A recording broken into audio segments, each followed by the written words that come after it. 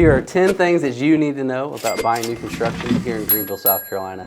Hey everybody, I'm Reid Gray, your Greenville neighborhood expert, and I'm excited to have Stephen Dial here with me today. Stephen, he is a new home development expert and has also been previously in new construction sales, so I'm excited for our conversation. When you're considering relocating to Greenville, South Carolina, step one is to reach out to me, and I look forward to having the opportunity to connect with you. Step two is to reach out to Harrison Williamson, who's going to pre-qualify you for your mortgage. So thank you, Harrison, for sponsoring this video here today. Before we jump in, if you are new to the channel, welcome. If you're a returning viewer and you subscribe, thank you for your continued support. If you're looking for the right area in Greenville, you're not super sure what might be best for you, take the quiz. It's in the description below. It's going to tell you which neighborhood might be best for your needs. So nonetheless, Stephen, we're just going to go rapid fire questions today. You ready? All right, let's do it, man. I've got 10 of them. Well, I had 10 of them. Now I've got 12, so 2 bonus questions. Stay tuned all the way to the end because the last one is going to be something that you need to hear. So, Stephen, new construction. That's it. It's the name of the game. Why buy new construction? Why not buy new construction? Okay. For me, I eat, sleep, breathe new construction. All new, not used. And so I think it's kind of multifaceted. For me, it's, number one, it provides the updated lifestyle conveniences that today's modern floor plans offer in the way of today's finishes too. And then just from a total cost ownership for new homes, I mean, it's a lot better to have, updated everything from HVACs to insulation to the latest and greatest on smart home innovations, etc. So if you want all of that, your total cost of ownership, you're not having to replace, your AC unit goes out, the squeaky floors and this, that, and the other. You just don't have those types of issues with new construction. So it's less headaches, and you get more house for the same cost, of total ownership. I think kind of some of the things that I see with new construction and that my clients appreciate about it is, especially if you are a first-time buyer, right? You're coming in, you talk about the cost. You don't have to worry about the roof, HVAC, things like that, so that is definitely a plus. I think that if you're the type of person who is interested in new systems, incentives, total cost of getting into a property or general property maintenance and upkeep, totally something to think about. Now, one of the things we're going to talk about today is going to be different builders here in our area of Greenville in the upstate. I want to talk a little bit about the incentives. So that's going to be kind of question number 2, is builder incentives. Sure. So it really varies, obviously, builder to builder. The main thing, the name of the game in today's market is really affordability. And what does that look like on a monthly payment basis? You got to keep in mind a lot of these builders will have either relationships or they'll have internal mortgage companies that partner with them. And so the builder, because they do have profits, but a lot of builders will share in those profits, and they share with prospective buyers because those buyers now have options with below market interest rates. So oftentimes saving hundreds of dollars per month on a mortgage if you were to look in just the resale world. Yeah, I think for incentives, I'll give you an example. Is I got a client who went under contract 2-3 weeks ago, and first-time buyer, and this builder, Meritage Homes at the time, was offering, I think, a 5.99 rate and either $15,000 or $20,000 in flex cash. And for the people watching, if you're not familiar with what flex cash is, but it sounds enticing, Stephen, what is it? So flex cash, just like the name sounds or suggests, it is flexible by nature. So it's really up to you because no two people are the same as far as what their needs may encompass. And so flex cash allows for price reduction and or use towards closing cost assistance or buying interest rates down, and kind of divvy that up however you see fit for your needs. And so in this example, I kind of saw what their monthly would be and then kind of just the overall breakdown of their transaction. And I responded to the on-site agent. I said, dude, you can't buy a house for that in our market. That's phenomenal. So for them, it was a home run. It made total sense. They're stoked about their upcoming purchase, and I'm excited for them. Now, a second ago, you said something about off of the sales price, and I want to talk about negotiating with builders. In your experience, what does that look like? I would say it varies builder to builder. You know, that's kind of a hush hush. It's a bad word for some builders. I don't want to negotiate.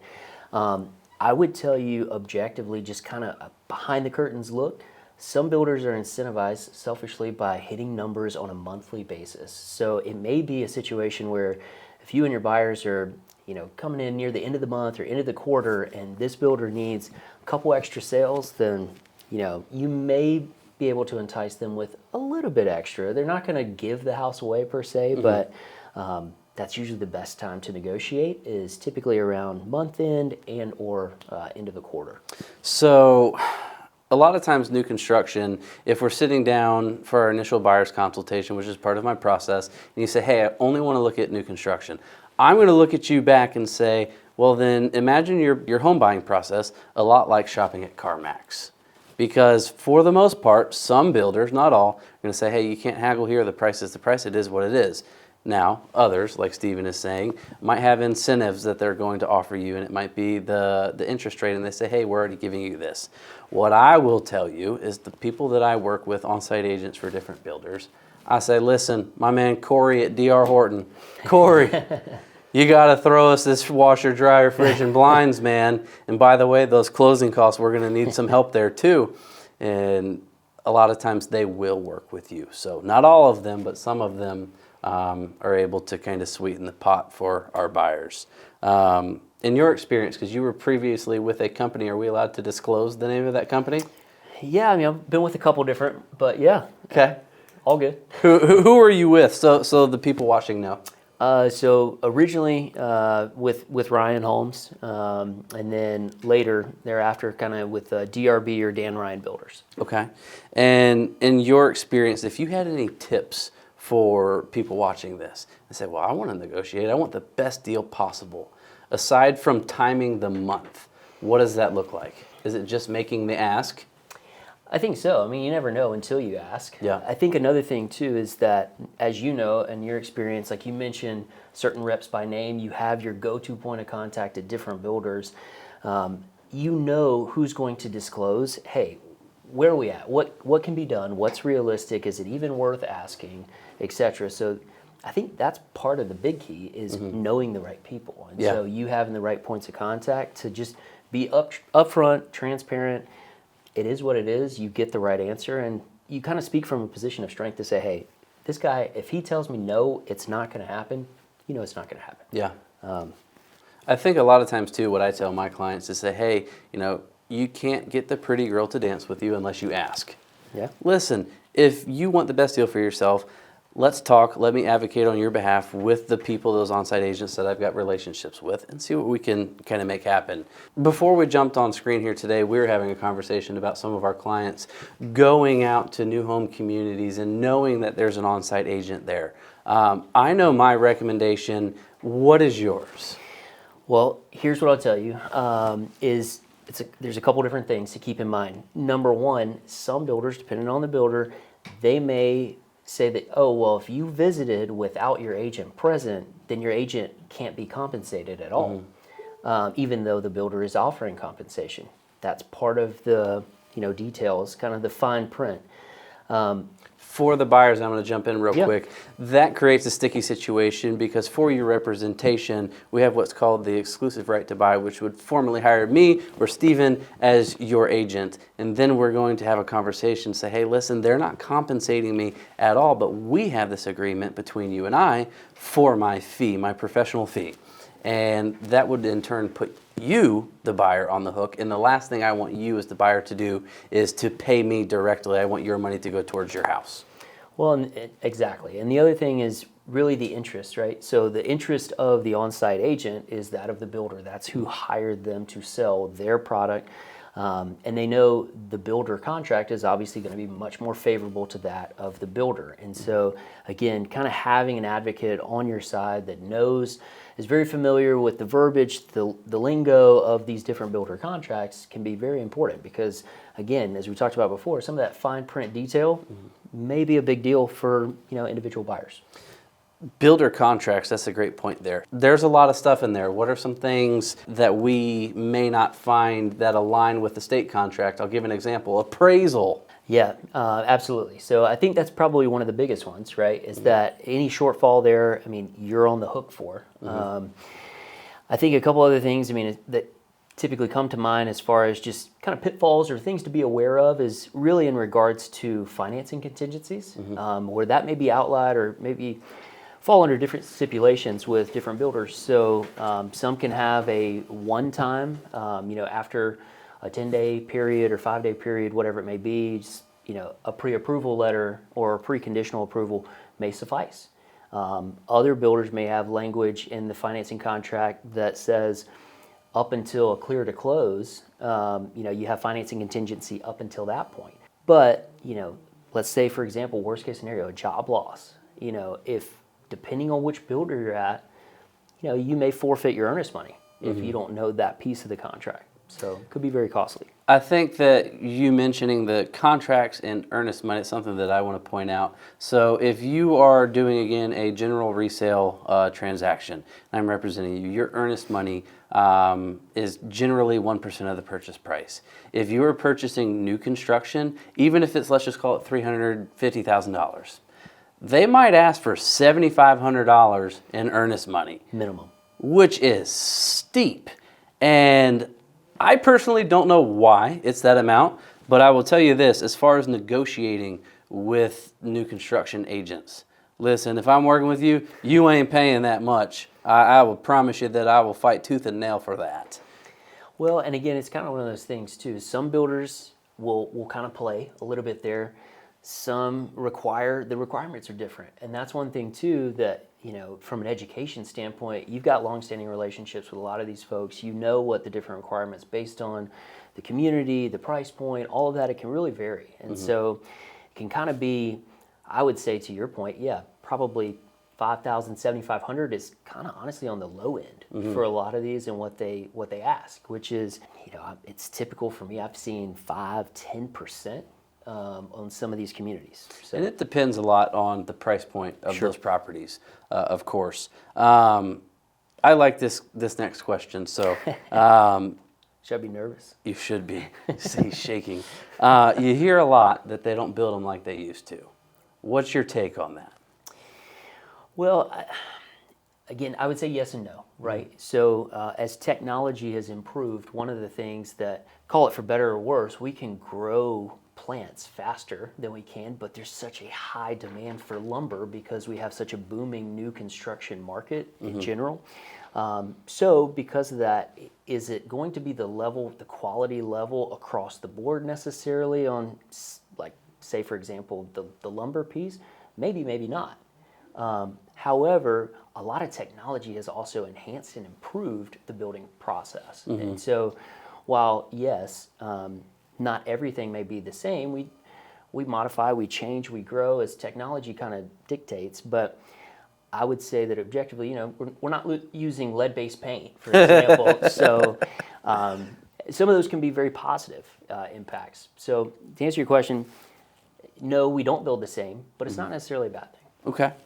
I think for some of the homes that I see, and again, it's going to vary on the price point that you're looking in. One of the companies that you represent is Pinestone, correct? Yep. They build a beautiful home. Now, if you're looking at a lower price point, then that might be a situation where you say, they don't build them like they used to. However, you're getting a brand new home with all new systems, all the things, and probably killer incentives to get in. And we hope that you love the home, the area, the location, all of that. So it's kind of a catch-22 there. In our business, there's a lovely thing called fair housing. And fair housing is going to kind of restrict some of the things that we can and cannot say. That being said, dance around your answer here. Who are some of your favorite new construction builders? So selfishly, I have to make a shameless plug for builder clients. Do it. And so for those of you that may be looking for first time, typically in that first time home buyer price point that's really hard to find, that 200s to low 300s kind of price point, our local builder, we call him the Upstate's local builder, which is Christopher Holmes. Very simplified process, transparent. You know what you're getting from day one, and A lot of it is move-in-ready inventory, so there's not questions about, are they going to do this, are they going to do that? It is what it is, which is great. It simplifies the process. So I do appreciate that. And then obviously, as you mentioned earlier, again, shameless plug, but I would say for Pinestone Builders, a fantastic, kind of a semi-custom build, I would say, for those that are looking in that, 500s kind of plus price point. Fantastic. For more of your national kind of builders, it really depends on what you're looking for, right? So certain ones I think excel in certain product offerings, whether it's townhomes, whether it's kind of that 300 to 400s. If you need the space, then I would say maybe this builder. If you're looking for the higher finishes, I would direct you to a different builder. So it really varies. It really depends. And so that's one of the reasons why you hire a professional to help guide you in making that decision. That is a very good answer for a complicated question, which seems very, very easy on the surface. A lot of times people watching my channel and considering relocating to Greenville love Travelers Rest. And if you take the neighborhood quiz, which again is in the description below, if you haven't done already, make sure you take it. They love Travelers Rest because they think, I'm moving to South Carolina. I want to be somewhere maybe a little bit more rural, but I still want access to all things Greenville, friendly and accommodating prices there for the most part. Your community with Pinestone is in Travelers Rest, correct? Yeah. One of them? Yeah, absolutely. So just a mile actually from their first community, which was Park North, which is kind of walking distance to downtown Travelers Rest. This community is about a mile away. So very, very close to downtown Travelers Rest. It's golf carting distance. Larger home sites, something, as you know, in the new construction realm, kind of hard to find. Tree line perimeter, third of an acre to half acre home sites, gorgeous, gorgeous homes. So if you want a great price point, and Little Texas Road, which is where Echo Grove is located, as you're driving down that road, I mean, either side, you see mountains, unobstructed mountains on either side. So gorgeous terrain, gorgeous views, and gorgeous houses. And you mentioned larger lots. Don't you worry, we're going to get to that because I have a just banging question for you guys on that. Areas that we're seeing a lot of new construction. I believe Lawrence County last year pulled the most amount of permits. Is that correct? So, Lawrence County, we've got. I will say there has been tremendous growth in Lawrence. To me, it's kind of where people are moving is really threefold. It's either based on job; they want to be close to their job. It's kind of lifestyle based. You mentioned kind of the mountains; people like that sort of lifestyle offered, or be it the city, you want a condo kind of lifestyle, and or we talked about earlier, kind of qualification, and so that drive until you qualify kind of mindset. Yeah. And I think that's why areas like Lawrence are kind of starting to take off.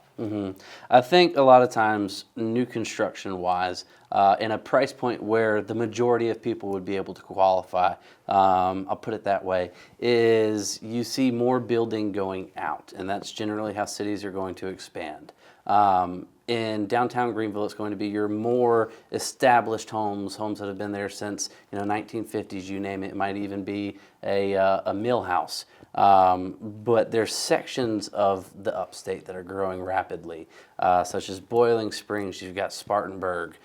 Woodruff is a really big one for new construction. Lawrence County, Fountain Inn, all of those. So if you're looking for new construction, we have plenty of options that are going to accommodate buyers in every price point.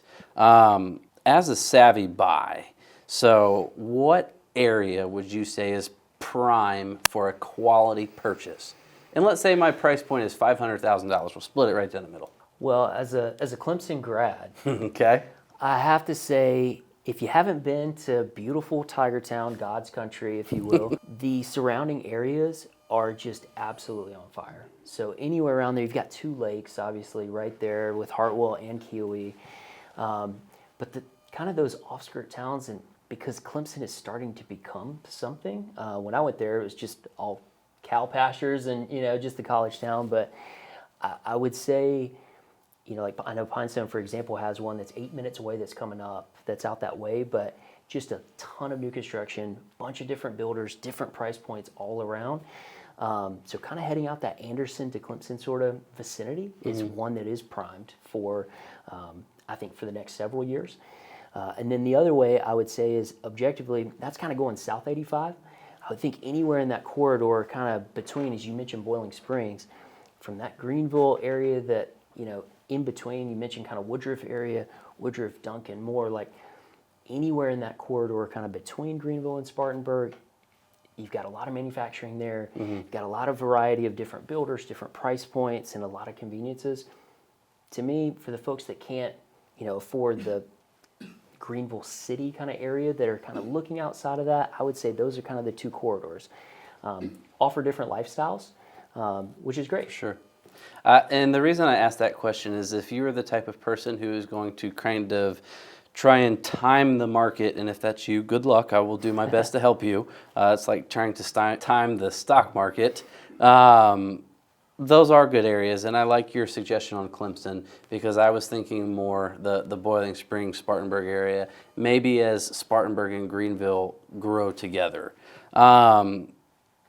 This is an interesting question, and I've had it pop up before. So if you own a home and there's a new construction community developing near your property, and let's say your home is 5 years old, and you're thinking you might not be in that home forever, is it smart to go ahead and sell before that is completely sold out, or how would you handle that?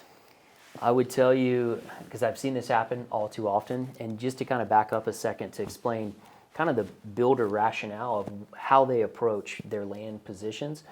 So whenever they have a successful, let's say it's a townhome community.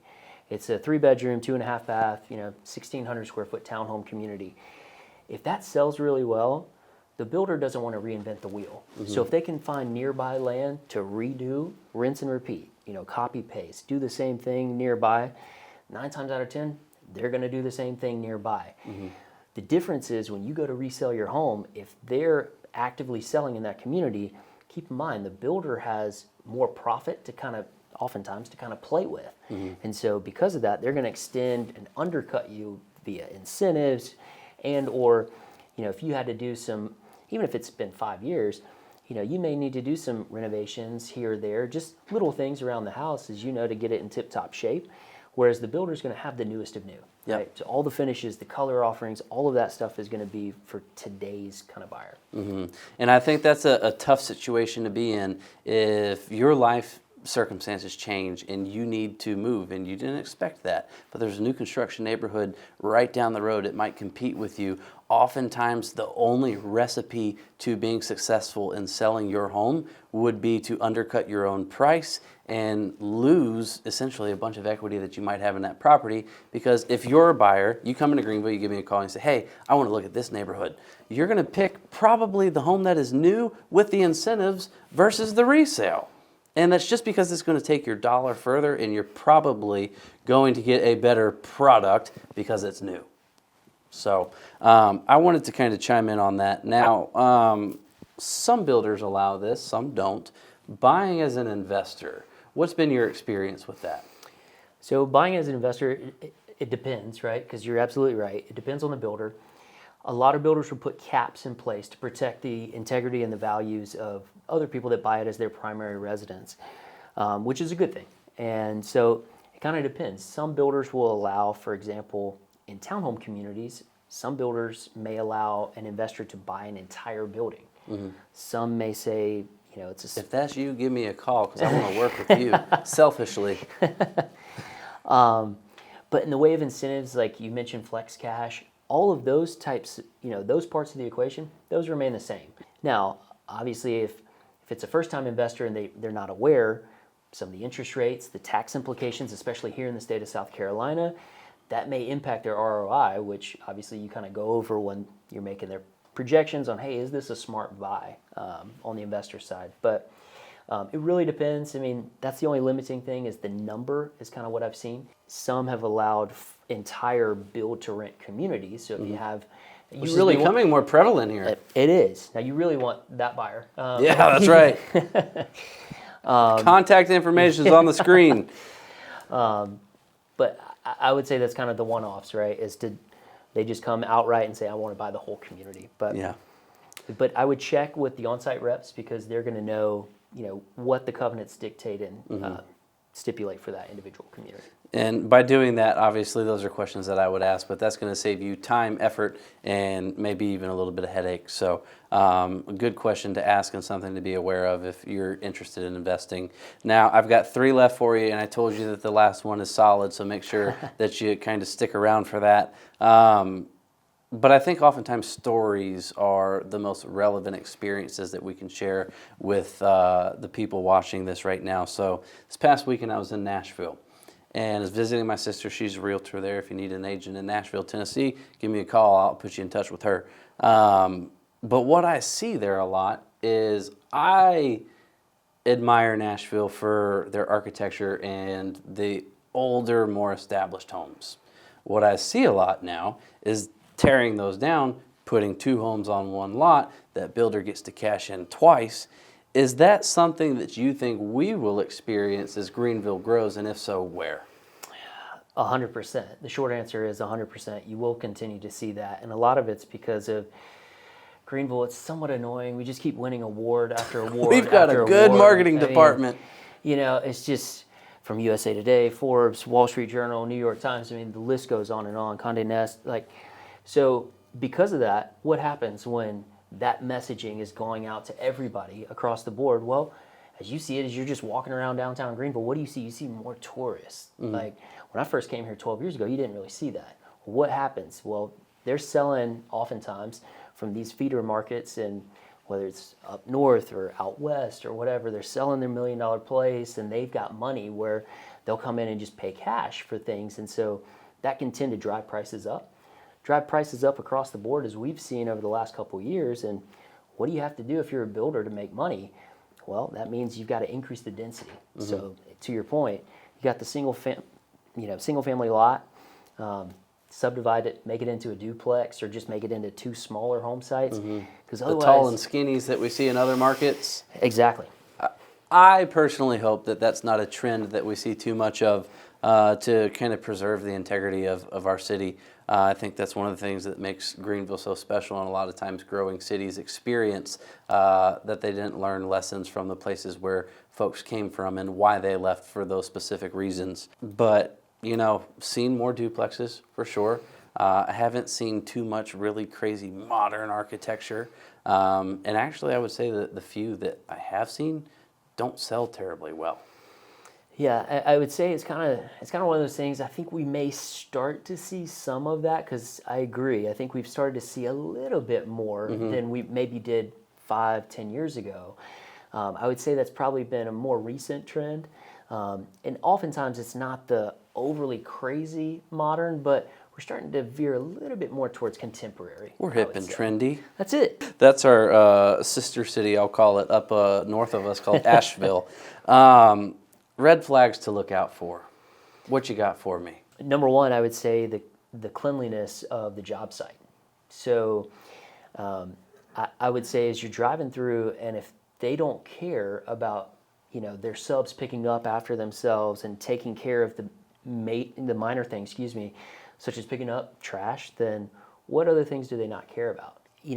I would say too, as far as just red flags to look out for, I would ask questions about who the builder is specifically, because at the end of the day, if that's a builder that's building your home where you're going to have memories with friends, loved ones, etc., you want to make sure that person's well vetted, they're well trained, etc. And so what I'll tell you is a little insider information. Certain builders, the training process or lack thereof for some of them, for their project managers who oversee all the subs, so every aspect of construction, maybe as short as 1 to 2 weeks. Oh, wow. I did not know that. So I guess that means I haven't sold any of those products, yes, though. so that can be a little scary, right? So wow. So obviously you have the relationship, you have the talking points with the sales agent, but I would also ask those questions, and it could be of the sales agent, but if you see the builder out on site, ask the builder their experience level. Because oftentimes that can be an indication of what's the quality of the home being constructed, but then also what is that experience like for you as a consumer? I think too, a lot of times if you hear that there's a builder who maybe doesn't have the best reputation, I will say this in their defense, actually, that the project manager is going to be the most important thing, because you might have a rock solid project manager for a large corporation who doesn't have the best reputation, and you could get an amazing house. So that's important to keep in mind. Now, the very last question I have for you, and it's something that I think is just crazy important. Inspections. It's a new house. I'm buying it. It's brand new. I don't need to do inspections, and I'm going to save a couple $100 by not doing it. Take it away, Stephen. Oh, yes. Well, I have seen, obviously, I live with a realtor as well, so I see it all day, every day from that perspective. I hear from it at the office. It is, I would say it's a necessary part. I would go that far as to say necessary part of the new construction process. And so for those that don't know, if you've never built new before, obviously wherever you're building, whatever the local municipality is, there's going to be there's certain processes that stages of construction, if you will, that have to be passed, for code purposes, etc. But oftentimes that's it. And that doesn't necessarily equate to a quality, well-built home. That just means they pass code. Yeah. Some builders will, hire a third-party quality inspection. They call it different names, but that's ultimately what it is. Sometimes that can just be aesthetics. Having somebody that represents your interests, not just the interests of the builder, can oftentimes find some things here or there. But it helps if you build with a reputable builder that has a reputable project manager that's well vetted, experienced, etc. But it's construction. Things can happen, and it's best to have peace of mind at night, be able to sleep easy, to know, hey, I got this inspected. I feel better about my purchase. And I think the thing with inspections for new construction is, number one, your home is built by humans. And I don't know about you, but I surely have never met a perfect human. As much as I would like to be, I am not one. Don't sell yourself short. There's going to be shortcomings there. Now, for new construction, the nice thing about that is if you hire your own inspector and I can make recommendations for you, they represent you, not that builder. Now, when you get your inspection report, don't be surprised. It's going to be lengthy because they're looking at everything in the home. It's probably going to be 80 pages. Now, for your inspection, there's a chance it might be messy, even though it is new, and that's why you do it. Now, the last thing that I will say about your inspection is, once we get that report with new construction, the process is a little different. What I would do is, Stephen is the on-site agent. I'm going to send it to them, and they're going to fix just about everything on there that they are required to, at least by code. I was going to say, so some, and you've seen this in inspection reports, some are recommended changes, some are required changes. If it's a fault, let's say there's a crack in the window, well, they're going to replace the window, right? But some things may be about how this was affixed to this, or, minor things that could be correctly done a number of different ways. And maybe the inspector's preference is one way over how the builder built it, but both are correct.